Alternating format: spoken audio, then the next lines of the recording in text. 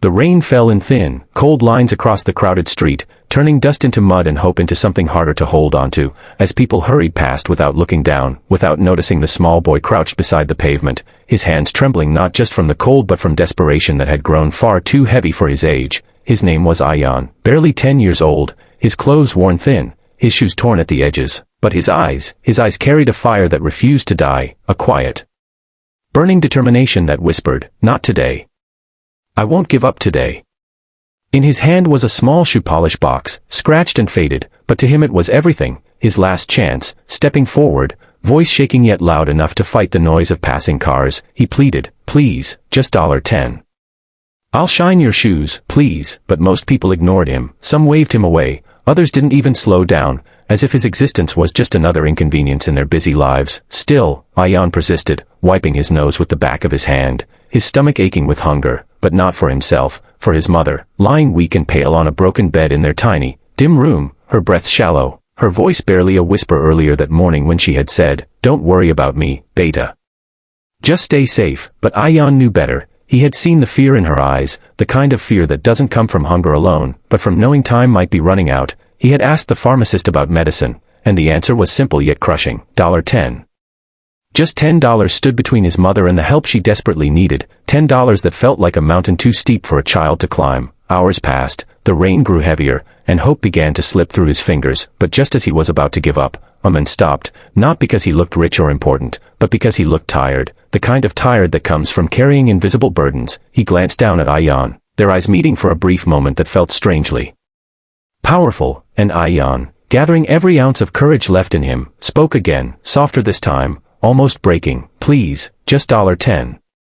I need to buy bread, my mother, she's sick." The man paused, studying the boy not with suspicion, but with something rare, understanding. Slowly, he sat down on the low curb and extended his foot. "All right, shine them," he said quietly, and in that moment, Ion's heart leaped, his hands moving quickly yet carefully, polishing the worn shoes with the kind of dedication that only comes from love, from urgency, from fear of losing someone who means everything. When he finished, he looked up, eyes hopeful yet cautious, unsure if this moment would slip away like all the others, but instead, the man reached into his pocket and placed not just $10, but a small folded bundle of cash into Ion's hand. The boy froze, his breath catching. "Sir, this is too much," he whispered, but the man shook his head, his voice steady yet filled with emotion. "No, it's not enough, not for what you're fighting for." And then, without another word, he stood up and walked away, disappearing into the rain as quietly as he had arrived. Ion didn't waste a second, he ran, his feet splashing through puddles, his heart pounding with a mix of fear and hope,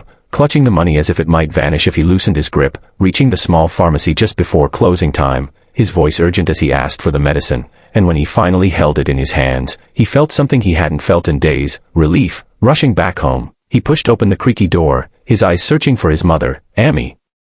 I got it.